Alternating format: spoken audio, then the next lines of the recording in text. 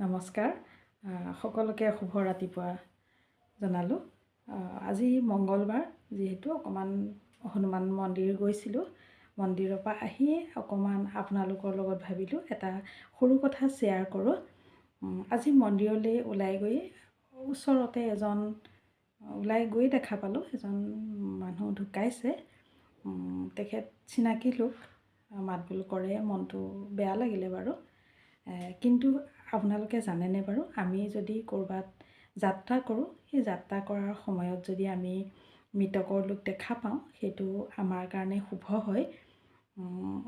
আমি যিহেতু পবিত্ৰ আত্মা হয়, গতিকে আমি যদি কেতিয়াবা কিবা উইচ বিচাৰোঁ ফুলফিল হয় বুলি কয়। আৰু এটা কথা, আমি কেতিয়াবা ওলাই গ'লে বা ক'ৰবাত যাত্ৰা কৰিলে আমি দেখা পাওঁ কেতিয়াবা মানুহৰ ঘৰৰ পদূলিত পানী ছটিয়াই থাকে, নতুবা দোকানৰ মুখতো দেখা পাওঁ আমি পানী ছটিয়াই থাকে। সেইটো যদি আমি দেখা পাওঁ, সেইটো আমাৰ কাৰণে এটা শুভ সংকেত। আমাৰ যদি কিবা বাধা বিঘিনি হৈ থাকে বা কিছু কাম ৰখি থাকে, তেতিয়াহ'লে আমি ভাবিব পাৰোঁ যে আমাৰ অতি সোনকালেই বাধা দূৰ হ'ব, নতুবা ৰখি থকা কাম সম্পূৰ্ণ হ'ব। যিটো জানো অকণমান মনত পৰিলে অকণমান শ্বেয়াৰ কৰিব বিচাৰিলোঁ আপোনালোকৰ লগত। শুদ্ধ ভুল আপোনালোকে মতামত জনাব।